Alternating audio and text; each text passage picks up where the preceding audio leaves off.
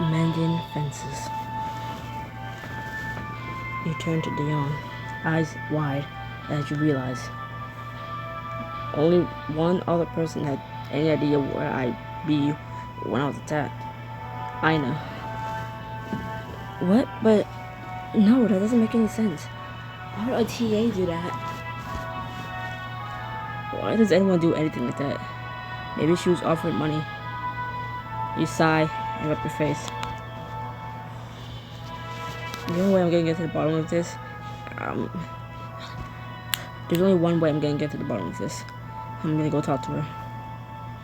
You should let your security detail handle this, and they can take Ina into custody. And I need to be sure about this. I don't want to turn it into a whole thing, for I know for certain it's her. I could still be wrong about this. God, I hope I'm wrong about this. Yeah, for sure. But take Tandem. If she really is behind this, you need to make sure you're safe. Find Tandem waiting just outside and fill him in on the way to Ina's office. And that's why I need to talk to her alone. Absolutely not. Lucky I'm letting you near her at all. Please, Tandem. If we both go in there, she'll get defensive. I might be able to catch her off guard on my own. I promise I'll be careful, and you can listen in from outside. Tandem clenches his jaw as he considers your request. Finally, he steps aside, his face steely. Fine. But if anything happens, or if you get the slightest sense something is wrong, call me in. You nod. You turn toward the door, take a deep breath, and step inside. Ina looks up from her desk with a start. Dwight, are you okay? I heard about what happened on the mountain. Save it, Ina. You're the only one who knew where I was going. What? What are you saying? I'm saying there's no way my attackers could have known to find me at the lake unless you told them. I know you're upset, but that mountain was covered in people looking for you. Yes, there were reporters looking for me near the resort, not violent masked men in the middle of nowhere. The fact that you're still trying to lie to me about it, Ina's facade trembles, then breaks. Oh, Tobias, I'm so sorry. Something inside you crumbles at the confirmation of her betrayal. I don't understand. How long has this been going on? Since the beginning of the year, I've been feeding information about you to my contact. The beginning of the year? What's the actual... So everything was a lie? No, it wasn't. No, it isn't. What it sounds like, I swear. A man approached me before the year started with an offer. I don't know his name. I've never even seen his face. I swear, I'm as in the dark as you are. Somehow, I'm having a hard time believing you right now, Ina. In fact, I'm having a hard time even looking at you. Tobias, save it. Just stay the hell away from me. He marched toward the door, and Tandem meets you, his sharp gaze set on Ina. Should I bring the traitor in for more questioning? Don't bother. She's not a threat anymore. You follow Tandem across campus to the security office to meet up with your mother and Winston. Tandem waits outside as you enter. Winston sits in one of the armchairs as your mom paces agitatedly around the room. As soon as she spots you, your mom rushes toward you and sweeps you into a hug. Tobias, thank God you're okay. Mom, now you're worried about me? I deserve that. I have a lot to apologize for, not the least of which is getting you mixed up in politics at all. Tobias, I'm sorry how I spoke to you on the phone yesterday. When I heard about the attack, I couldn't stop thinking about it. What if that had been our last conversation? I was completely out of line. You're right. There's no excuse. What can I do to make it up to you? Get this election over with and go back to being my mom. I will. Win or lose. I promise I will. She sits on the couch, with a sigh, take a tender seat near her, and she turns her attention to Winston. So what do we know? Jack is refusing to talk.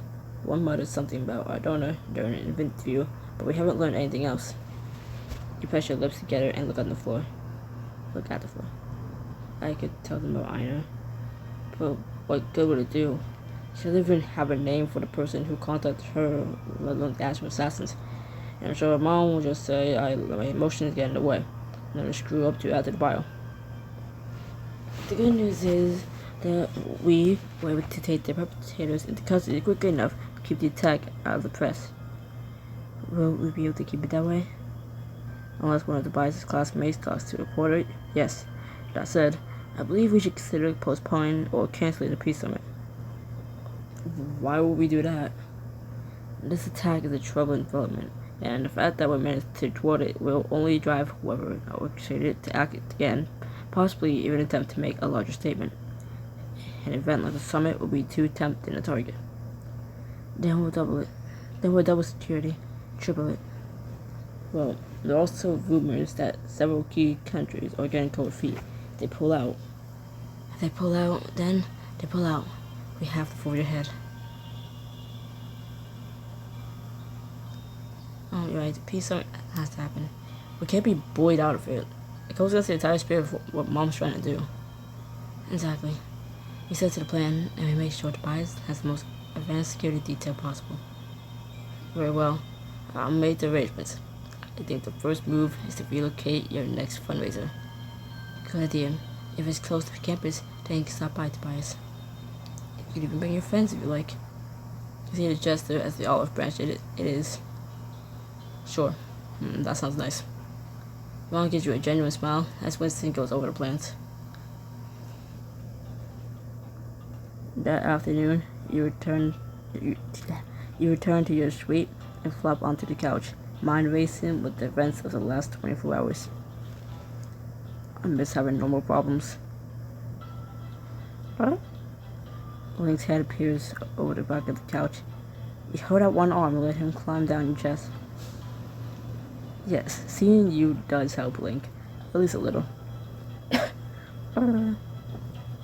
Before you can get comfortable, there's a knock at the door. You open it to find Dean Lundquist, Professor Masako. Mr. Monroe, make him in. Sure, I guess. It's good to see you looking so well after that terrible incident on the ski trip. Oh, thanks. Am I in trouble? Oh no, nothing like that. We just want to make sure you hold up, okay? And that you still feel safe being on campus. Oh, well, thank you. I am, and I do. So long as you're okay with whatever extra precautions my security team has planned. Of course, your well-being is of the utmost importance to us. You eyed him curiously. The words are warm, but there's something stiff in the way they hold themselves. Is there anything we can do to ease your mind here on campus? I should tell them about Ina, but something feels off. Tobias, are you alright? I stabbed myself in the eye, so no, I'm not alright. But you're not asking me, you're asking Tobias, so I'll shut up. I don't think I need anything else, except maybe a few days to get my head on straight before I go back to class. I'll make sure all your professors are away.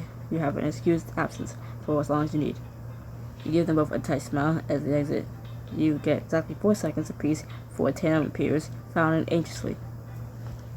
What do they want? Nate said they were just checking on me.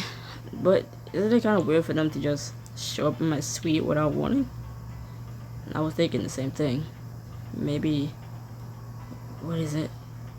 Well, it stands to reason that whoever paid off Ina's Seth could have gotten to the rest of the facility too. The faculty too. Tatum, are you saying I can't trust anyone? You can trust me. I know that, but all my professors, my friends. Tatum circles the suite, checking every window. There's no way to be sure yet. For now, stay on your guard. This is never going to end, is it? That's your job. To stand on your guard for me. I'm sorry, Tobias. I can't stop thinking about how I failed you on the mountain. How I let you be exposed. We've been over this. You didn't fail me. I did. I never taught you how to protect yourself. I let you believe I keep you safe, and then I wasn't there when it mattered most. I don't want you to be in a position ever again. So, what do we do?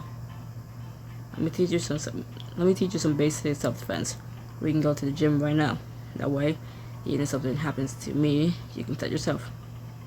He steps closer, his gaze soft. I feel a lot better knowing that you got some techniques that'll keep you safe. Now teach me everything you need to know. Even if I have to spend all day making sure you got the fundamentals down, I'll do it. The whole day together. Getting close.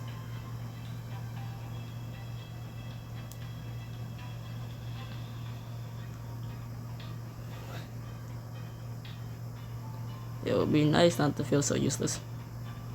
Give me a few minutes to clear it with the rest of the team and organize the escort. Is that really necessary? Yes, I haven't trained you yet. A 4-man escort later is stepped into an empty gym tucked away in a corner of the campus. Tatum sweeps the area, checking the locker rooms, the storage cupboards, every possible hiding space. All clear. Where is everyone? I had the staff leave for a couple hours. The team will man every point of entry while we train. Wow. So we're all alone here? So nobody can see me do this. Take a step closer and run a hand over his chest. Tam captures your wrist easily, pausing your fingers in their tracks. Focus, Tobias. But he pulls you so he stumbles forward, your body pressed up against his. Oh. You gaze into each other's eyes for a moment, and breath catching, you realize just how close he is. Damn. He leans in to kiss your throat lightly, teasingly. And I got you. If I were a bad guy, then I easily would have gotten you. Well, duh, but wouldn't have let any old bad guy do that. Just you. He shakes his head, but you can see a hint of a smile at the corner of his mouth. Come on, let's find something you can beat up on. Use it to my ears. Daniel holds a punching bag steady for you. Slap it with his palm. Okay, first things first. No punching. Seriously? Wrong voice. Punching someone is the best way to break your knuckles. When someone with more power or training rushes you, you got to think fast and smart. Your knees, your feet, and the heel and sides of your hands are the strongest weapons you have. You need to use them against the weakest areas of your opponent. Are you asking me to knee my attacker in the balls? Doesn't that break some kind of code? There's no bro code during an attack, but no. Only go for the groin as a last resort. For starters, your attacker might not have balls. Plus, groin injuries cause people to fold inward toward you. Tatum identifies position on punching bag as he speaks. Nose, throat, knees. You'll need to size up your opponent and quickly identify which spot is within reach. But for now, we'll assume they're about your height. Let's do this. So the nose. What are you gonna do? You flex your palm and dive the heel of it firmly into the punching bag's nose. Take that. Good. You stunned them a little, but we want to break their nose. Get them so dazed and bloody that you have time to get away. Throw your body weight behind it. Tatum shifts, moving behind you to guide your body as you practice to move again and again. Yeah. Good. That should buy you a solid minute to run. Now, say they grab you by the arm. Okay. Sounds like I'm not doing so hot. But their neck is exposed and within reach. How do you get free?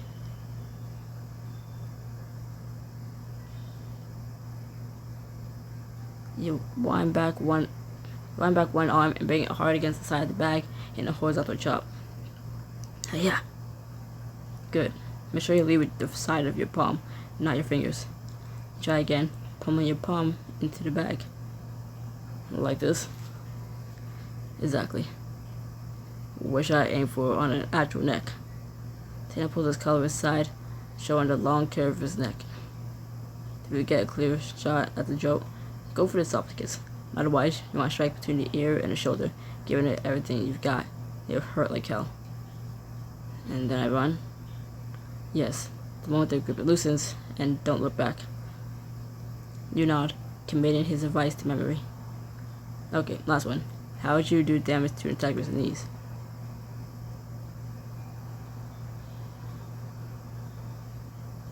You raise your knee and lash out with your foot, kicking the bottom of the bag with all your might. He swings violently away from you. Yeah. Good. Now try to strike with the heel so you don't break your toes. Tatum holds the bag steady as you readjust your position and unleash an almighty kick at the bag. Tatum huffs as it slams into him. And now let's put this into practice in the ring. You want me to fight you? I want you to take me out. He leads you to the boxing ring and holds the ropes apart for you. He climbs you after you, cracking his knuckles and rolling his neck. I'm going to try and restrain you. Size me up and defend yourself accordingly. Don't hold back. I think I messed up on this because I forgot that Tatum is taller. As how to get in scraps, he is taller. Okay, but without warning, Tatum charges toward you. You flinch as the memory of the attack flashes through your mind. You force yourself to focus on the present moment.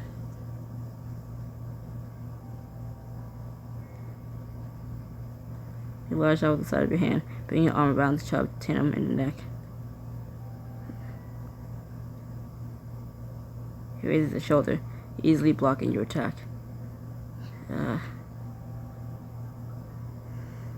Knee, nothing on the face, knee, he's taller. Tatum doesn't slow down. He hooks his arms around you, dropping to the mat and pinning you tight beneath him. Looking into his dark eyes, your body pulsing with adrenaline. That's right, Ian. I get it right this time. He climbs off you, stomps your hand, put you to your feet. Don't worry. We'll keep practicing until it becomes muscle memory, until it becomes a reaction or a dot. Bring it on. You train until Tatum's advice becomes instant. After hours of exertion, you sag onto the ropes of the ring, panting a little. I would have picked Kiss Me if I knew it was gonna... Okay. So, are you feeling better? Me? We came here for you. I think we both know we came here for you as much as we did for me. He joins you on the ropes where pain grown. Those legs constantly anxious about your count. Because then yes, maybe now I'll be able to get some sleep. How do you feel? You think of the assailant running toward you in the snow, but this time, you don't feel so afraid. This time, you would know exactly how you would handle yourself. I feel in control. You return home a short while later, body starting to ache from Tatum's drills, but feeling safer than you have in a while. The evening finds you wondering whether you can be bothered to get DeMarco to organize a security detail to escort you to the dinner. What do you think, Link? Fresh air and widespread scrutiny, or takeout? What? Suddenly, you hear a thud from the living room. What was that? Hey, get your hands off me. You open the door to find one of the windows wide open, and Murphy with a hold on Blaine. Come on, Murph. You know me. We're buds, remember? Okay, fine. Maybe we're not buds, but you can't honestly tell me you don't want some of this. Blaine has the takeout bag under Murphy's nose, filling the air with a delicious smell. Well, you sure you're as a human? Blaine, what are you doing? Apparently, with a strong silent type here, doesn't think climbing through the window is probably a way to reach you. Am I calling him off?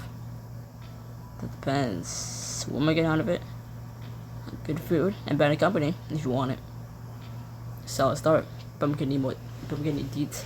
You wave Murphy away, and he trudges off reluctantly, leaving you alone with Blaine. Lucky Tatum's off duty tonight, or you'd already be in interrogation cell. Honestly, I didn't want Murphy to be here either, but I didn't know. So, to what do I owe this visit? You were laying very low since the attack, until I see how you're doing. But officially, I'm here to hang out with Yon, and just now realizing that she's not around. Whoops. Blaine flops onto the couch, tossing the bag he's holding onto the coffee table. The smell coming from inside is irresistible. Oh? Blaine pads curiously up to the bag of food, giving it a sniff. Blaine gently moves it away from him. Now wait, little man. This is people food. He sung almost loudly. So if you hadn't noticed, I'm a little hungry. Not sure if this will help. I found a place near here that does Ardonian cuisine, but maybe too much for your Rutherlandian palate. Ardonian food? I always want to try some. I don't think there's a single Ardonian restaurant in Rutherland. That's probably for the best. Gretchen would glad to hope he likes how good cheese can be when we do it. If that's so, over cheese. You have no idea. Chaos would reign, people would strip and slather themselves in that blueberry colas. For God's sake, enough hype, feed me. It smells way too good to be that fermented fish thing you guys eat, so I think I'll be good. Hey, don't knock until you try it. But that happens, tonight we're serving. Blaine grins and begins pulling food out the bag. The smell of fresh bread hits you as he unwraps a loaf. That smells so good. The boy eats more. Produces the charcuterie board, carefully arranging the cheeses and meats. I'm really hungry. I give you the fromage flambé. Blaine lights one of the cheeses on fire. Whoa, there's so much more. Flammable than I was expecting. The finest dining you'll ever get is simple food plated nicely. Or at least that's what my grandma used to say. After a few moments, Blaine blows out the flame. You tear off a piece of herby, salty bread and smear healthy jalapeno cheese over it. It tastes divine. You haven't mentioned your grandma before.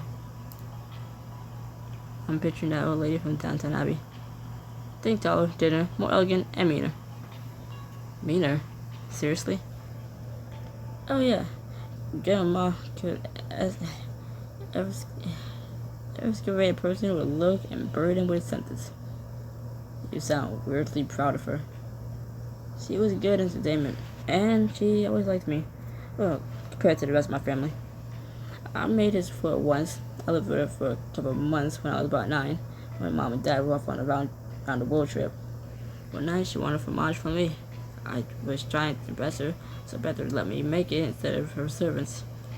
I feel like this story is headed toward disaster. Not at all. I made the best fromage flambé she'd ever tasted. She didn't understand how I could make it so much better than her personal chef. What was your secret? I used the Ardonian monk cheese she'd been saving for a special occasion. Wait, you mean from that monster in the mountains? Monster in the mountains. The one that makes 10 wheels of cheese like every 5 years? And that's the one.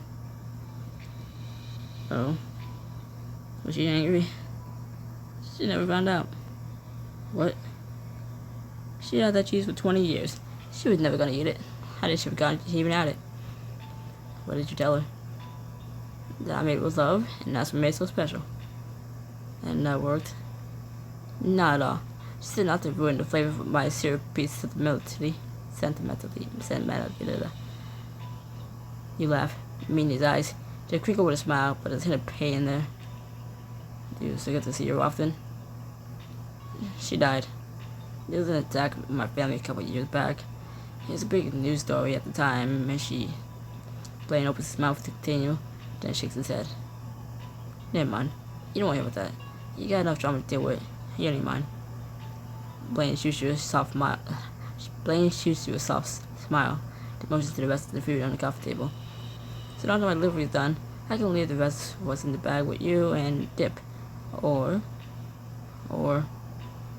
I can take a banana. We can commemorate over a frankly upsetting amount of cheese. But it's up to you. I totally get it if you need some time to yourself. Though personally, the idea of not spending the next night next to you is almost it's almost physically painful.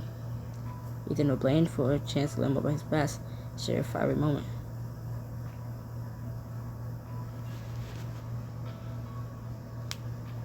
How am I gonna tell the guy who brought the food over to leave? Honestly, I don't want to be alone tonight. So you're saying even an Ardonian is better than solitude? Even you, but only because you promised to feed me. And I intend to keep that promise. Come on.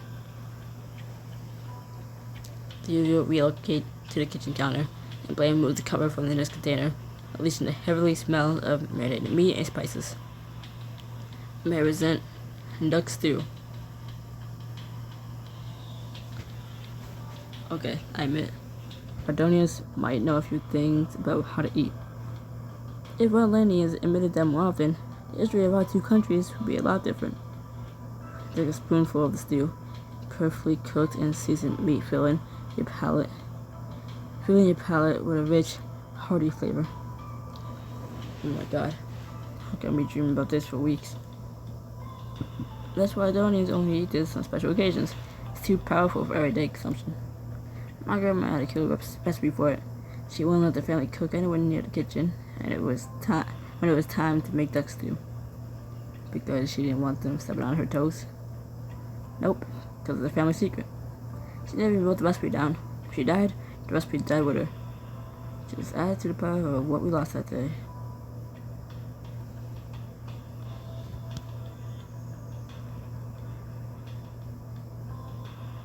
Winston Tag, were you hurting it? Wayne concentrates on ripping a hunk of bread, his voice even as he dips in the stew. A little, but other than life ran in. We were all lucky. A bomb was planted under our car while the whole family was attending the opening of a new embassy. It went off as we were approaching. Whoever rated got the trigger wrong. I had some hearing damage for a while. A few cuts from the sharpening them. That must have been terrifying. It definitely wasn't as cool as it looks in the movies. And your grandma, she died in the attack. No, she wasn't hurt in the attack, but she changed afterwards. She refused to leave her house, got suspicious of her security team and staff. After that, her health went downhill pretty quickly. The attack made her so afraid to live. I'm so sorry, Blaine. You must think I'm an idiot for all these precautions over a can of red paint. Blaine was out of breath and looked at you. Surprise, you were attacked. It doesn't matter what you were attacked with, it's always scary. I'm glad you and your team are taking it seriously, but he sighs heavily, staring at the depths of the stew. I know better than anyone. It can be just as bad as any physical damage, maybe worse. Reaches out to cup your cheek, and you lean into his touch. It bums me you won't let this make you too afraid to live your life the way you want to. I promise. Blaine, I promise. The attack was scary, and it easily could have been worse. But I'm not gonna let my fear control me. I won't give my attackers the satisfaction. Good. I know it's a lot easier said than done. So if you need someone, I know where to find you. Tell me more about your family. I know their basic political history, but that's it. That's because I have a personal policy to avoid talking about them as much as possible. Because you're embarrassed by them. Are you kidding? You saw how they acted during Paris weekend, and that was like half a conversation. They're more embarrassed by me. I don't think about them because when you're the first son of a donor, it's hard not to have a conversation with my parents. It's all anyone wants to talk about. Yes, I know the feeling. I know you would, and I'd like to point out that I haven't probed you for details about your mom. That's because you don't care. Blaine smokes and shrugs. Well, I get about you, and I know she's an unavoidable part of your life. Seems like I should know something. Fine, then how about a trade? I'll give you one person story about my mom, and you will give me one about your parents. Deal? Deal. Come on, I'm listening. Well, it's time that she...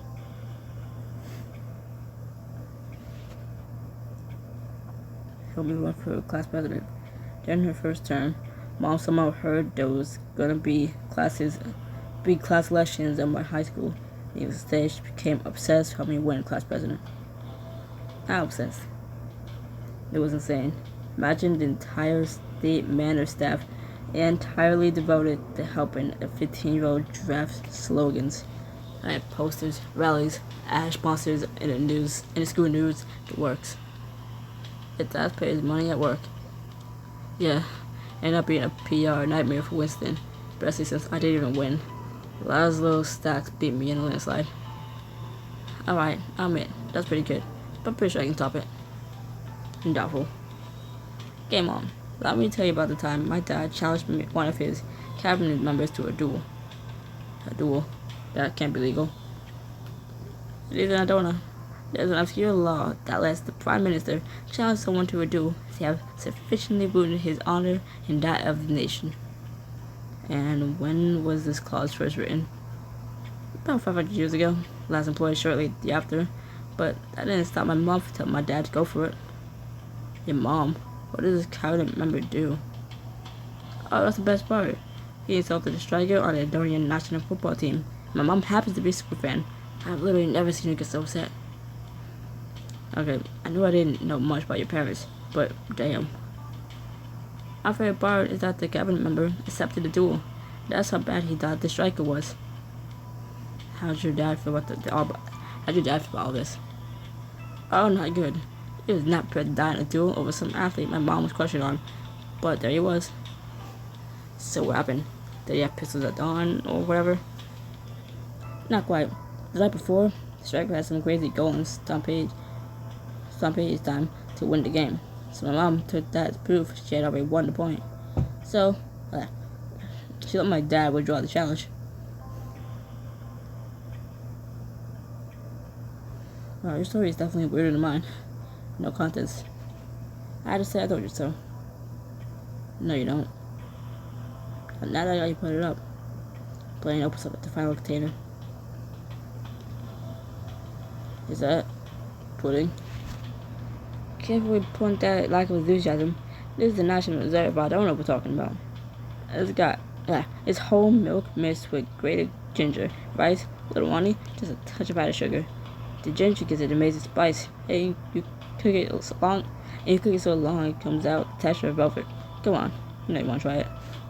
Take a hesitant spoonful of pudding, and your eyes open wide at the explosion of flavor, the slight sweetness of the honey, the spicy ginger, the creaminess of the milk.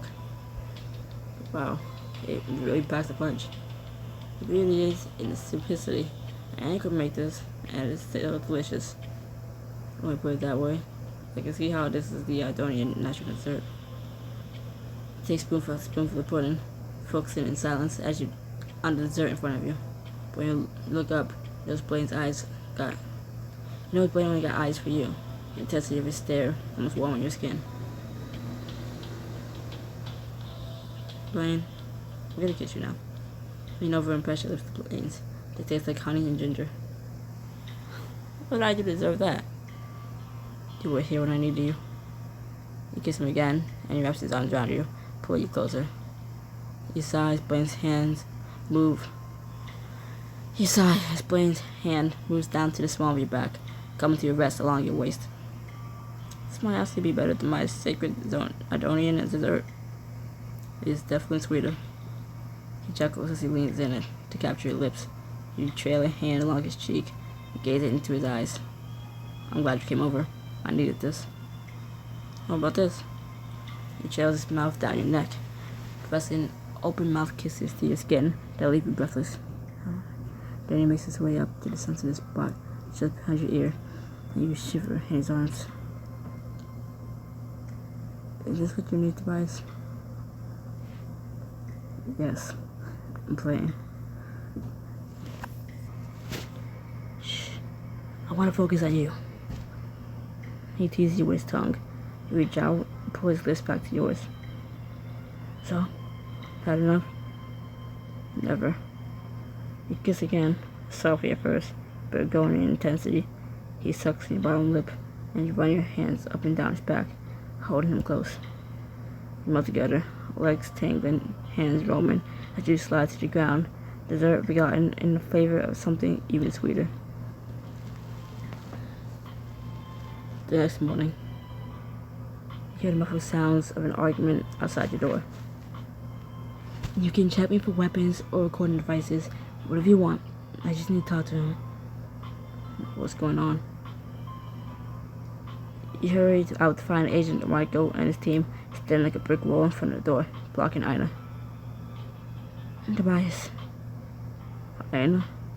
Even at this distance, you can't but notice that she looks tired and disheveled, like she hasn't slept since the last time you spoke. Michael, Presley, move aside. I can't advise that, Mrs. Tobias. We're under strict orders to not let anyone in. Whose orders? Because last time I checked, you worked for me. I promise, I'm not here to cause any trouble.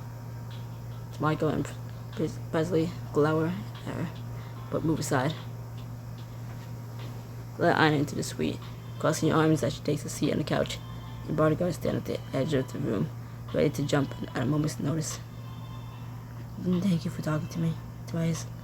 I know it must be difficult after what I've done. I know I'll hear you out, but only because I deserve answers, not because you deserve my time. Right, I get that. Ina clears her throat and smooths out her skirt before forcing herself to meet your gaze. First, I want to apologize again. I know, sorry, it doesn't mean to cover the hurt or cause you, but I decided to tell you anything you want to know, anything that might help you uncover who ordered your attack. Why should I trust anything you say? This gotta be a trick. I know it's not worth much, but my word is all that I can offer. You never your eyes at her. Fine. What did you tell your employer about me? Mostly just information on what you did at school and details on your schedule. When I knew it was also encouraged to set you up for a scandal. Which is why you partnered me up in blame for the project and won't let us trade. I suggested the parent to Professor Maseko. Yes. And then when that didn't work, you told the press where I'd be that night during parents' weekend. Not exactly. I gave my contact blueprints of campus, and that includes some secret tunnels that let them sneak in and out undetected. All I did at night was tell my contact you left dinner early. I had no idea where you'd gone, but the tunnels must have been how you got away so quickly. And you claim you have no idea who your employer is. None. I wasn't lying when I said I've never met him. Look. She pulls out her phone, taps through it for a moment, and hands it to you. You peer at the screen, scrolling through a series of terrorist messages from an unknown number. Update. Ski trip tomorrow. Camp Irene. Paparazzi have been tipped off. Skill itinerary attached. Unaware of any personal plans. Update. Paparazzi followed them all day. They didn't sound like they got anything, though. More skiing planned for tomorrow. Maybe a table, let's say. Need schedule. I don't think he has a set schedule for tomorrow. Then make one. Keep me posted. Breakfast with Lexi Cafe. Back on the slopes. Same lines as yesterday. Heading back to the lodge. We tried to arrange a running. Just left the lodge. Very set. Trying to clear his head. I suggested he go to the lake. What the hell is that? You never said you attack him. Answer me. A long silence hangs between you two. If our relationship meant anything to you, then why didn't you stop? You know what they were capable of after the tabloid cover. Would you believe me if I said I had no choice? I guess there's always better than the alternative. Really? What you did was unacceptable. But it hurts a little less. You weren't only doing it for the money. So you understand where I'm coming from. Hold up. I have no idea where you're coming from, Ina. I'm just acknowledging it could be worse. You could be worse. I understand. Then, if you allow me, I think I owe you the full explanation. You deserve to know why I was willing to compromise everything I stand for. The full story behind Ina's actions and a peek into her personal life in this exclusive scene. I'm about to sit outside for better air to read this. Oh my god. I'm gonna pause. I'm outside. Fine. Start talking. It'd be better if I showed you why, instead of just telling you. No way. I'm not falling for that. It's not a trick. You can bring all of your guards. It's just, there's someone I need you to meet. You look at her for a long moment, searching for any signs that she might be setting you up. Then turns to DeMarco. I need an escort to... Where are we going, Ina? Not far. The hospital on 28th Street. Copy that. Now I'm outside. Just ignore the outside. There's sounds of winds and... What the hell I'm hearing right now? Half an hour later. This is more comfortable than sitting on this damn chair. My legs up on it, and my hand on my phone in between my legs.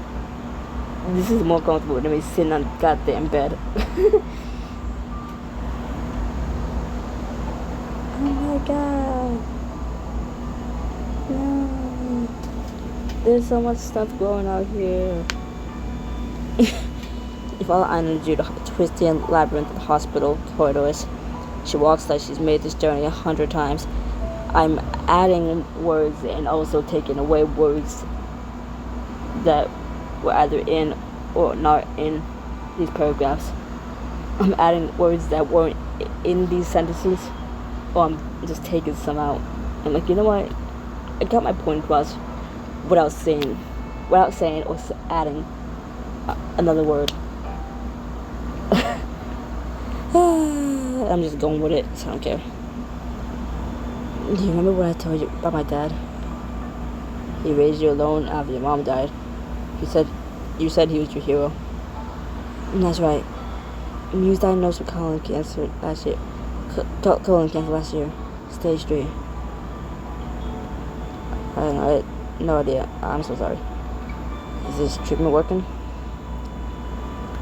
Anna nods, wiping a tear from her eye. It is now. Doctors think they'll be able to surgically remove less of the tumors, not the chemo's shrunken them down. If I get bit by something or a fly comes in my face, I am suing the outside world. I'm itchy, and something fucking stung my wrist. Oh my god, I hate it out here. I'm scared. Okay, not scared, but just I hate it. Okay, yes, I'm scared. I lied, I'm scared. So, why did you bring me here? How is this connected to your employer? My dad works for a local government, and I'm a TA. We couldn't afford his treatment, even without health insurance. Oh. I got a call about 2 months ago after Dad's diagnosis. The guy offered to cover all our medical expenses if I agreed to spy on you for him. He was good on his word. He paid up front before I even met you.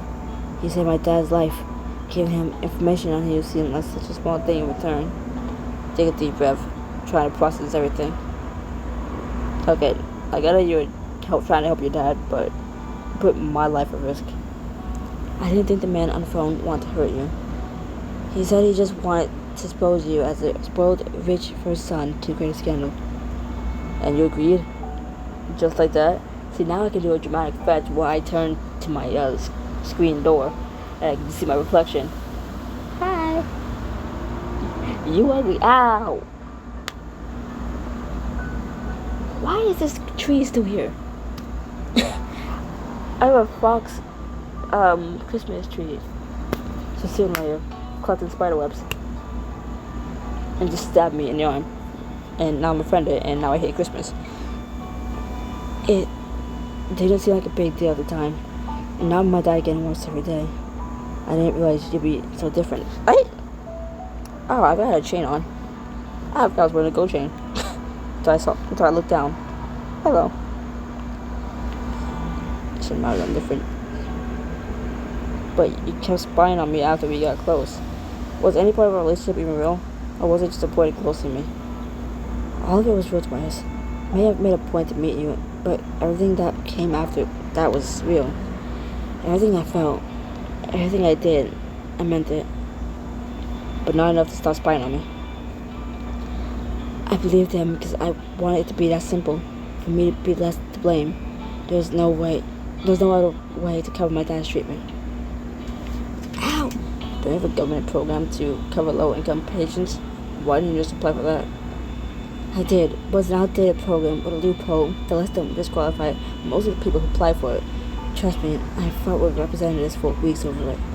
And then model it after Rhode Island's legislation. Wait, that can't be right. Yes, it is. The last president of Rhode Island used it as a band-aid to look like he was taking action on healthcare without actually doing anything. And your mom hasn't even tried to fix it. So you really back into a corner. Did your dad know what you did to get his treatment? No.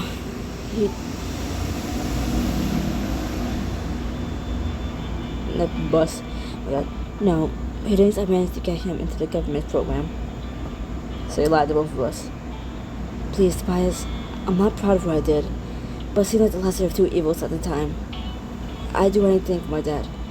He gave up everything to raise me after Mom died. And the falls silent and stops outside the patient room. Man lies on the bed inside, his face hidden behind a book. She turns to you. Please promise you won't say anything to him about what I did. It's not for me, for him. It will destroy him. Alright. You're sitting for Agent Michael and your other guards to stay outside the room and follow Ina in. Dad? The man lowers his book. His eyes glow at the sight of Ina. Ina, you come to see me today. Last minute plan. I have someone I want you to meet, Dad. This is Tobias Monroe. Tobias, this is my dad. Tobias Monroe. First son of Rutherland. Well, this is a treat. He sits forward, holding his hand out to you. You take it, and he gives you a warm, firm shake. He's nice to meet you. You raised the hell of his daughter. Emphasis on hell. But if Dad doesn't notice the dig, he beams proudly at Ina and releases your hand. She's my pride and joy. I hate that I said that, but I just found it funny. The first few times I've read it, like, emphasis on hell. But I don't mean it. Dad, stop. There's a plant right next. Plant a weird thing. I don't fucking know. Right next to my leg, and I can't man spread because then it's gonna touch me without my consent. Now I'm touching it without his consent. Yeah. You don't like that, do you? What the? Stop. My leg's getting itchy with this stuff. How was she as a teacher? Go on, be honest. Teacher's assistant, Dad. For now. That's Ina, and she gives you a weak smile. She's thorough and passionate. She really knows her stuff. Dad, are you comfortable? Give me just your pillows, and I'll get you some more water. Careful, Ina. You're gonna put this hospital's nurses out of a job. You watch Ina and her dad, and you can tell that they don't want each other. It reminds you of the way you and your mom used to be. What would I do? My mom needed me to save her life. So why did you drag poor Tobias to the side of to the city? Surely you and her first son have more interesting things to do.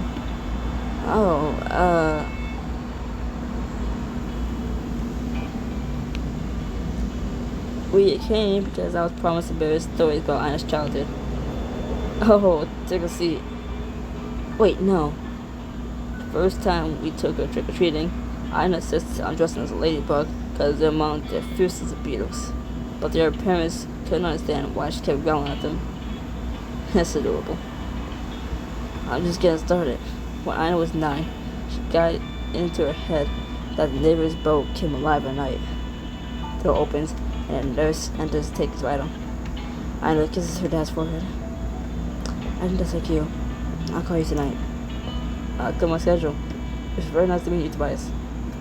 Same here, Mr. Seth. Please, call me Arjun. You and Ina step back into the corridor, closing the door behind you. She meets your eye.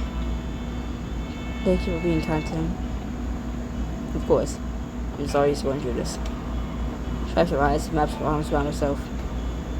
I know it doesn't make up for what I did, but I hope this at least helps you understand why it happened.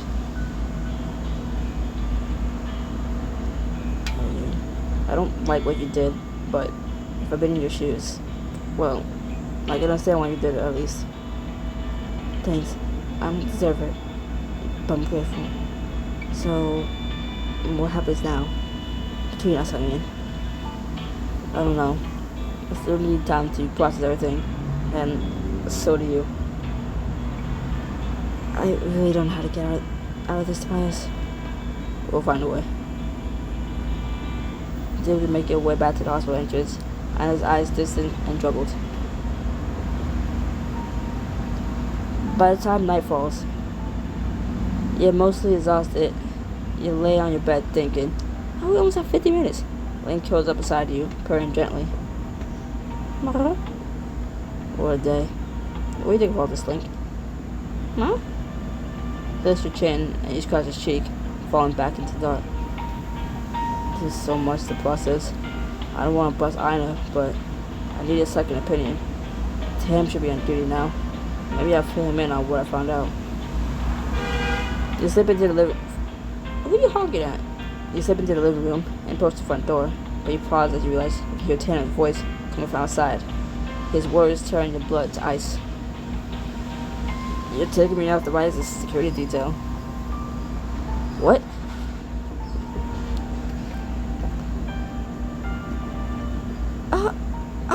How is Ashley? How was Alexa the only one with 5 stars? Anyways, you uncovered more of the plot against you, but what? Fuck me. You uncovered more of the plot against you, but what will you do without Tandem to protect you? Find out in the next chapter of Foreign Affairs. It's almost 7 o'clock. Holy shit. 7 in the morning. Goodbye.